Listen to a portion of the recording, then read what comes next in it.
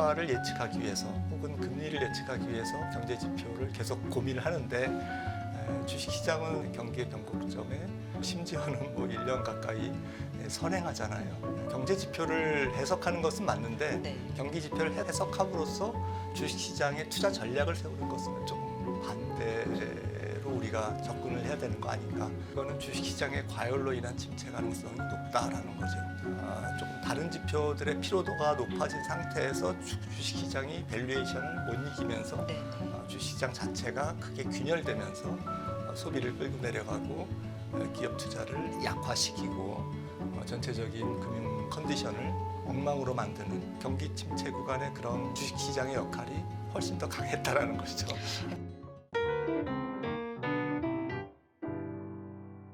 매주 금요일 김한준 박사님과 함께 저희 한 주간의 시장 경제 정리하고 있죠. 닥터킴의 허우실실 이코노미스트 김한준 박사와 함께하겠습니다. 박사님 안녕하세요. 네, 안녕하세요. 네, 오늘은 시장 얘기, 네. 한 주간에 또 정리를 해봐야 되는데요.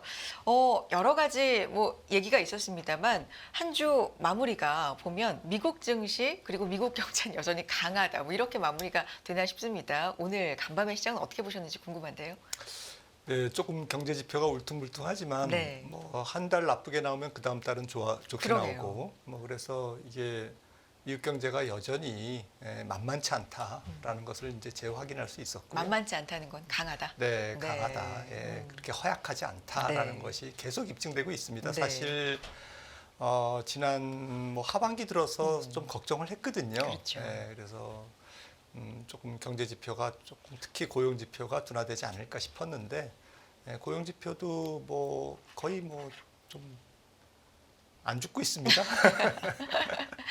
아니 그러니까요. 침체 걱정을 하던 때가 그렇게 오래되지 않은 것 같은데 최근에 보면은 침체는커녕 연착륙이 아니라 무착륙일 수도 있다라는 가능성까지 지금 많이 나오고 있는 상황이어서요. 이렇게 된다면 향후에 금리 경로도 상당히 궁금해지고 지금 어떤 상황이에요, 박사님? 네, 뭐 당초 예상했던 것처럼 미국 경제는 올해까지는 뭐 문제가 없을 것 같고요. 만약에 경기 침체가 와도 내년 가서 뭐 조금 여러 가지 이제 좀 피로도가 쌓이고 있죠.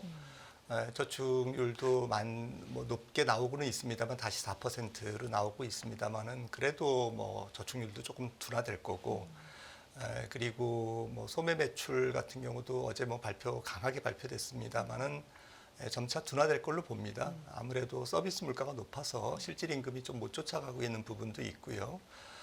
또 고용 시장도 지금 여전히 강합니다만은 조금씩은 둔화되지 않을까. 기업들이 지금 해고도 안 하고 고용도 안 하고 있지만 아무래도 한두 분기 지나면 내년 들어서는 아무래도 해고율이 조금 높아지지 않을까. 기업 이익이 아무래도 좀 계속 강세를 보이기는 어렵다고 보고 있고요.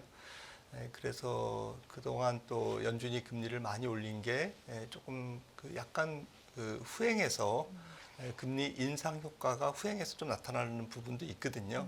그래서 연체율의 상승이라든지 지금 크레딧 카드 연체율도 지금 뭐 2020년 팬데믹 수준을 넘어섰습니다. 그리고 다행히 뭐 이제 기업 연체율은 기업 대출에서 연체율은 잠잠합니다만 전체적으로 뭐 부도율도 조금씩은 올라가고 있어요.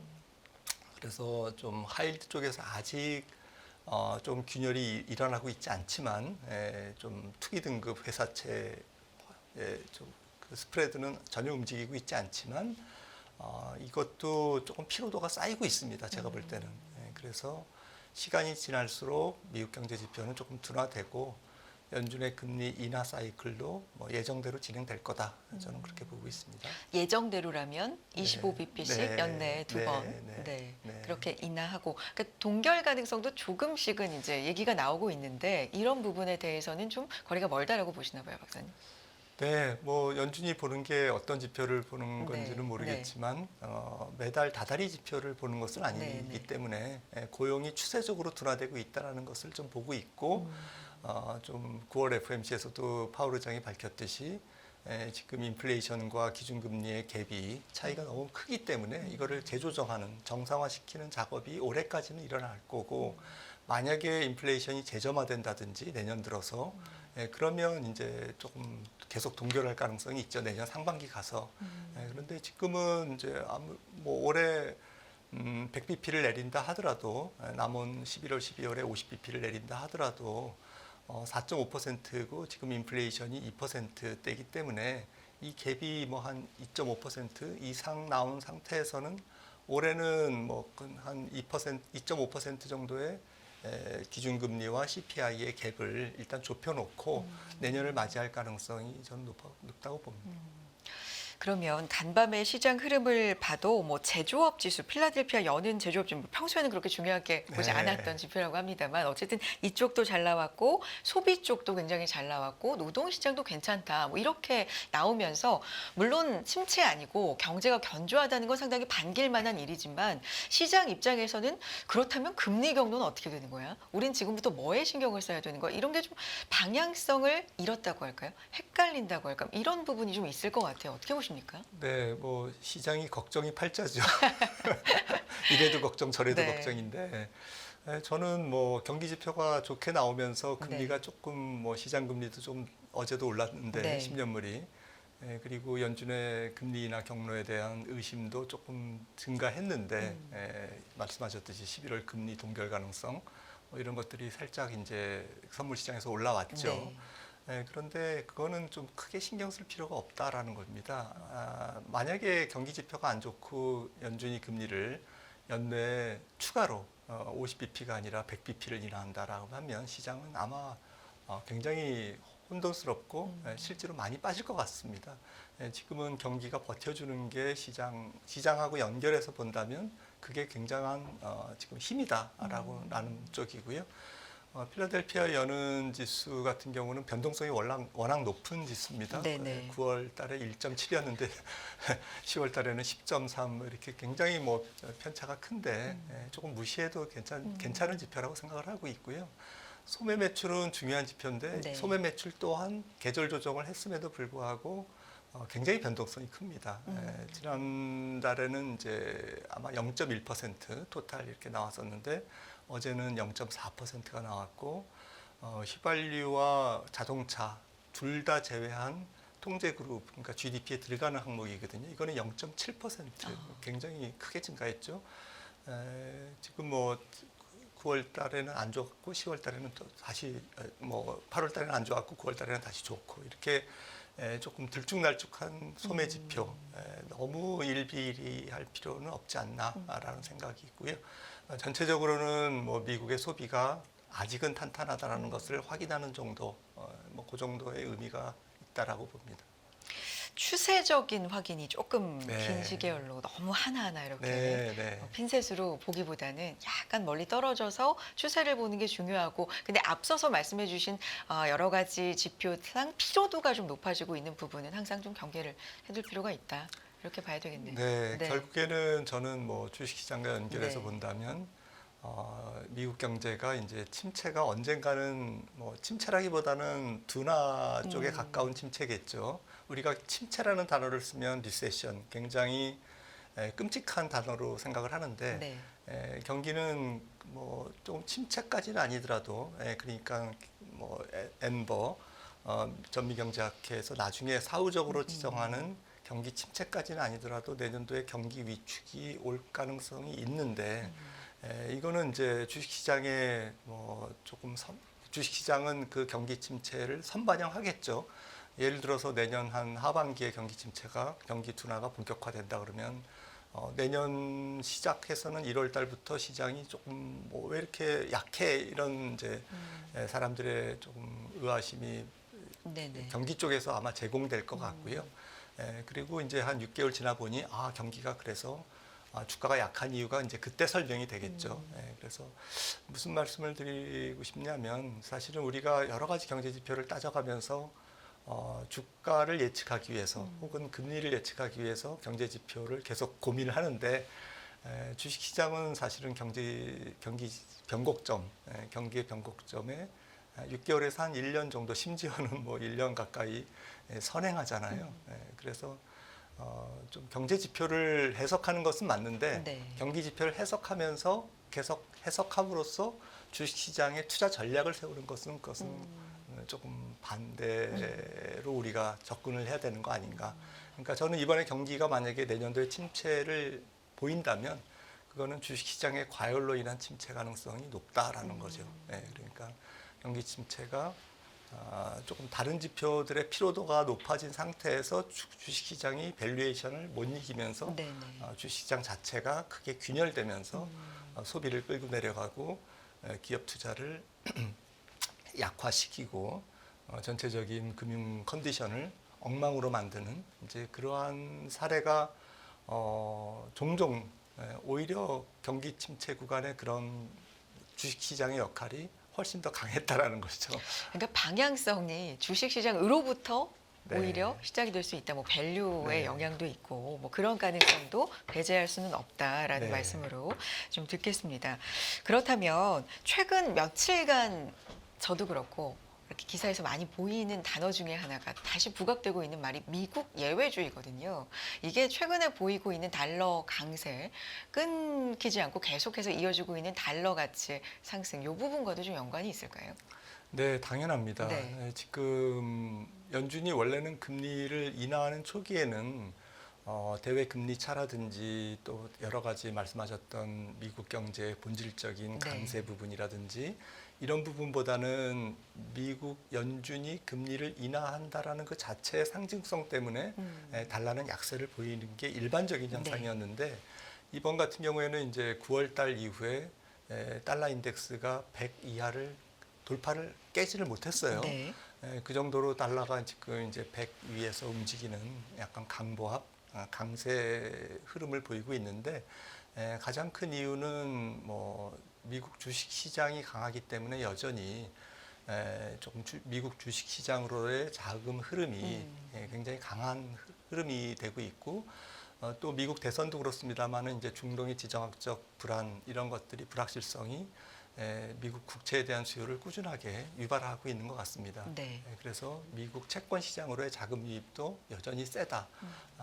이제 뭐 이렇게 지표를 확인할 수가 있고요. 자본 흐름에 그러한 부분에서 달러가 조금 강세를 계속 보이고 있고, 그다음에 본질적인 부분, 펀더멘탈한 부분도 뭐 어제 ECB가 금리를 인하했습니다만은 유로존은 지금 뭐 일부 지역은 뭐 물가가 마이너스 나올 정도로 굉장히 디플레이션에 가까운 경기 침체에 가까운 그런 상황으로 안 좋습니다.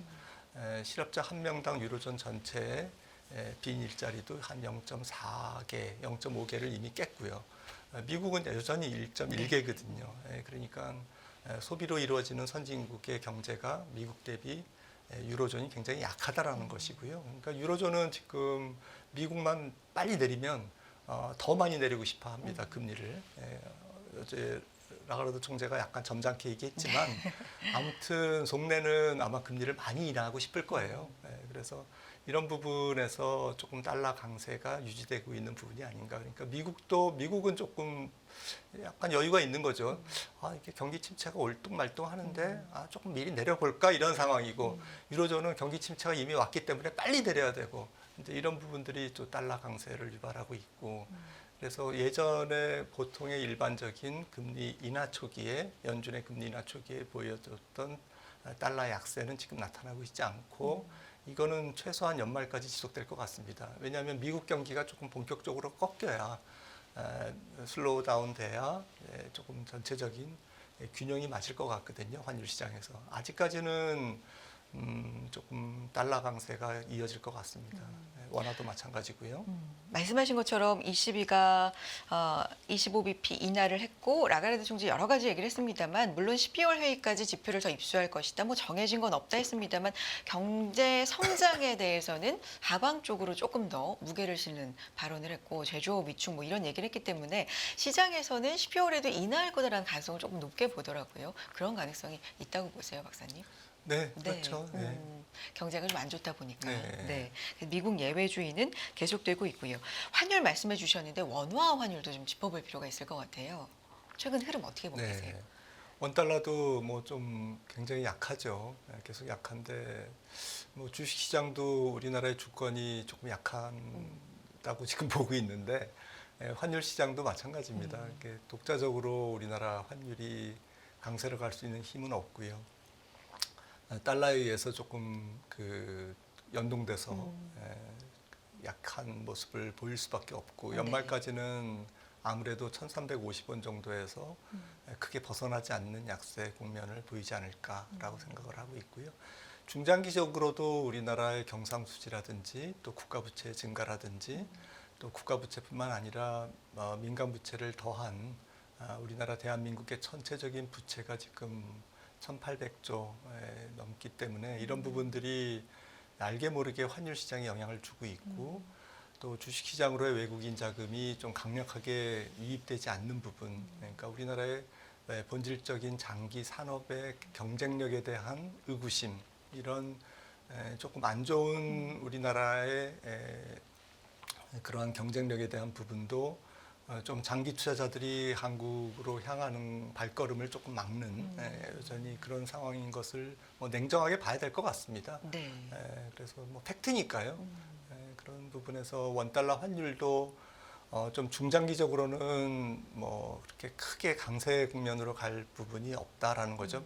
예를 들어서 내년도에 미국 경제가 조금 침체를 보면서 전 세계 글로벌 경제가 우리의 지금 예상보다는 조금 더 안 좋은 쪽으로 흐른다고 하면 또 경기에 대한 불확실성은 또 미국 국채에 대한 수요를 일으키면서 또 달러 강세를 만들거든요.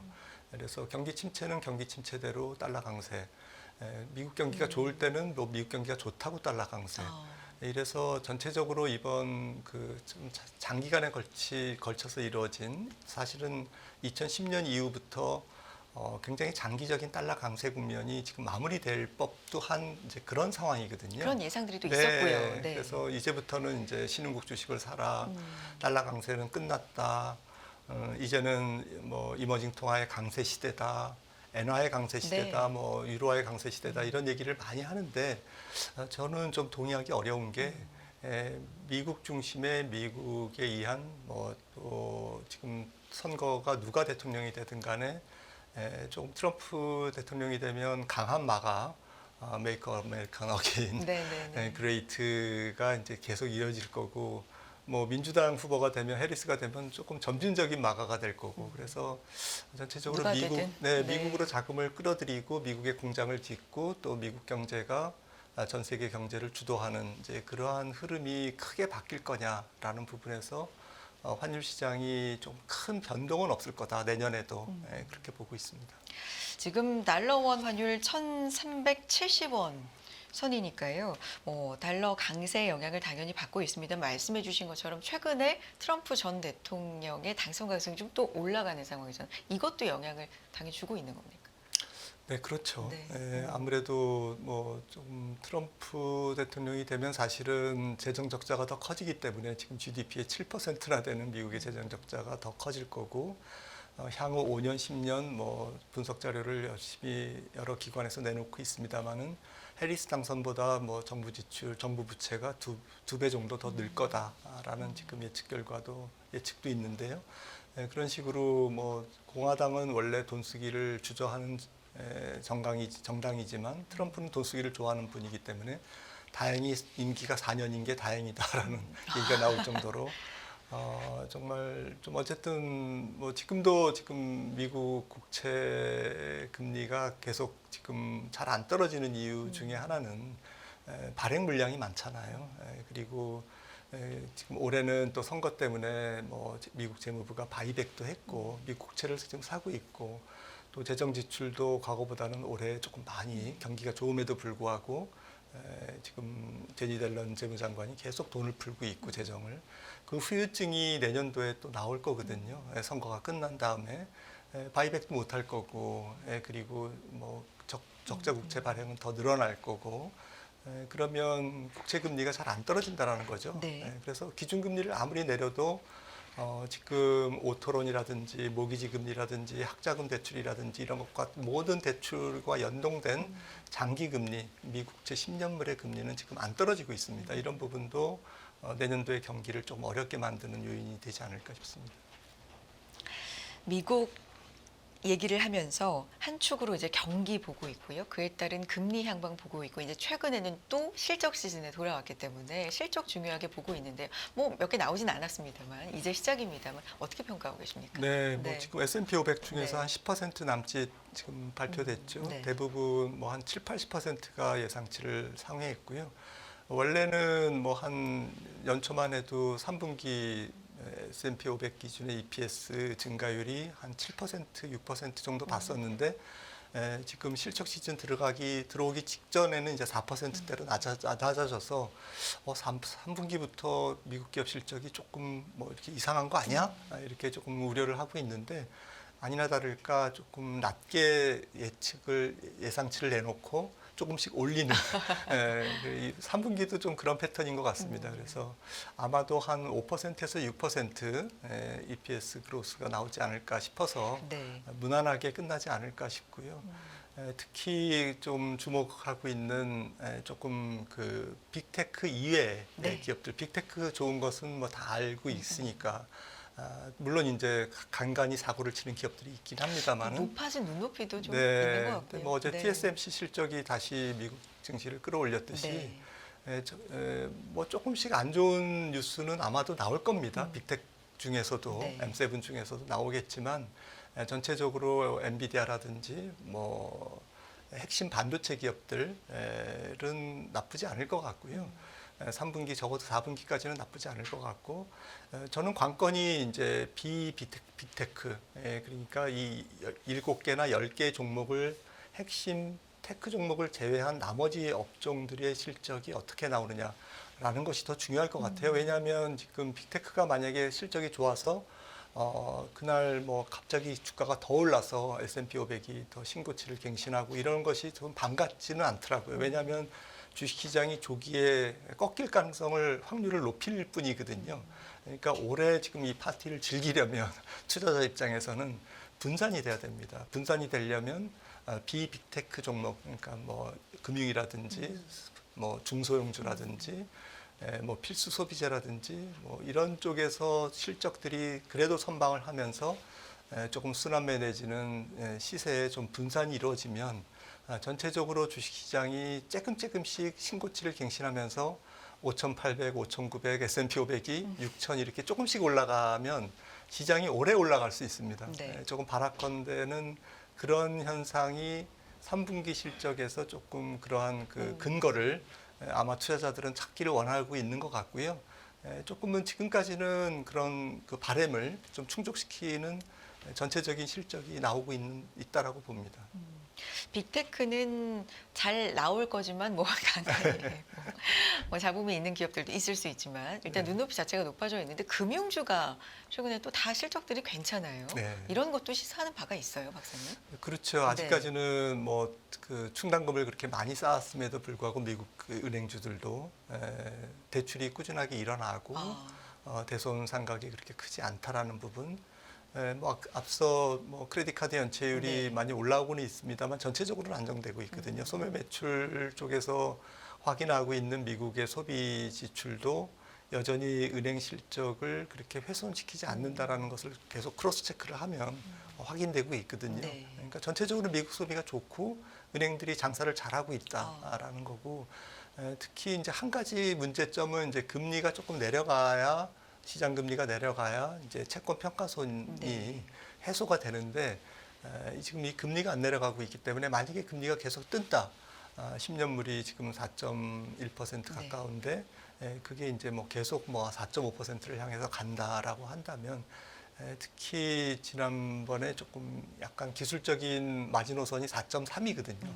4.3을 만약에 상향 돌파하면 아마 손절매가 많이 나오면서 금리가 일시적으로 4.5까지 튈 수가 있거든요. 네. 이러면 이제 은행주가 아마도 버티지 못할 것 같습니다. 그리고 은행주뿐만 아니라 전체적인 시장이 밸류에이션 부담으로 PR이 높아져 있기 때문에 금리까지 높아진다면 금리 대비 PR이 굉장히 훼손되기 때문에 주식시장의 매력이 확 떨어지죠. 이제 그런 측면에서 앞으로 단기적으로는 지금 10월 하순, 11월 초까지 대선 때까지 제일 주목해서 봐야 될 부분은 미국채 10년물이 그렇게 높게 형성되지 않기를 바라야 되겠습니다.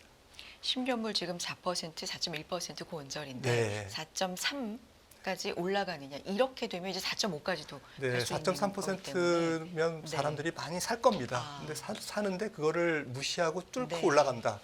이러면 이제 손절매가 나오면서 굉장히 혼란스럽겠죠. 채권 시장이 일시적이나마. 네. 그러면서 그거는 그 뒤에 또 무슨 펀더멘탈 요인이 만약에 숨어 있다면 그게 또 문제가 될 거고요. 경기 지표가 좋은 게 이제 안 좋은 그러한 뉴스가 될 것 같습니다. 그때는. 연말까지 좀 잘 봐야 될 하나의 또 포인트네요.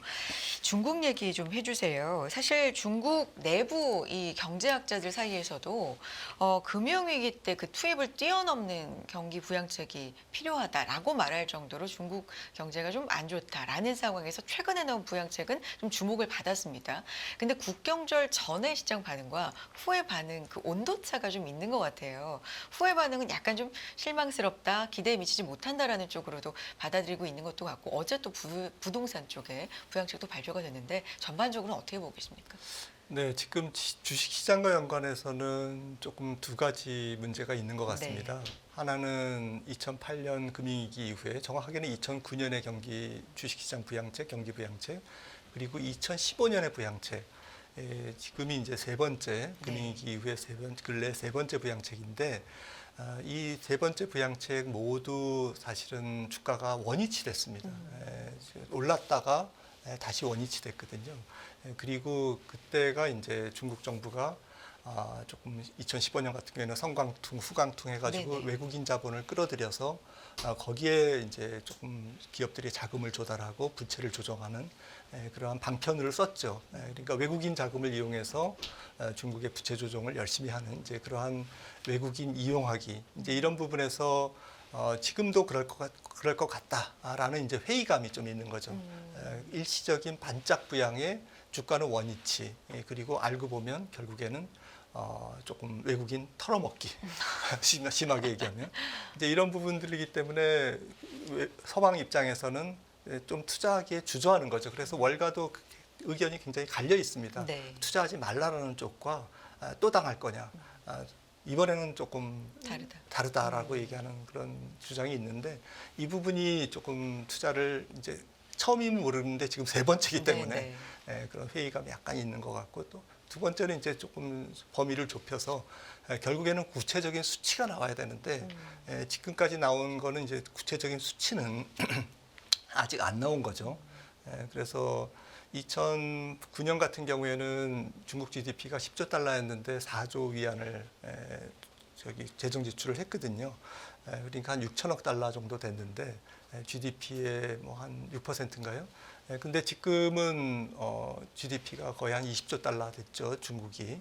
그래서 만약에 비슷한 효과를 노린다면 그때는 2009년에는 GDP가 거의 한 6%에서 12%까지 굉장히 크게 증가하는 경기부양책 효과를 거뒀습니다. 그래서 이번에도 20조 달러에서 적어도 한 8조 달러, 그러니까 한 1조 2천억 달러는 이제 재정 지출을 풀어야 되는데 지금 8조 위안 정도를 풀으려면 사실은 이제 국회 승인이 그래서 전인대 상무위원회가 이제 이번 달에 말에 있기 때문에 어쨌든 형식적인 그 절차를 거쳐야 되는데 제 생각에는 이달 말에 경기부양책이 일단은 시장의 요구를 충족시켜 줄 것 같습니다. 왜냐하면 주가도 떨어져 있고 또 부양을 해야 되는 이제 그런 입장인데 중국 정부 입장에서는 내년도에 트럼프가 당선될 경우에는 또 관세 인상에 대해서 재정 지출을 조금 보유하고 있어야 되기 때문에 아껴둬야 되기 때문에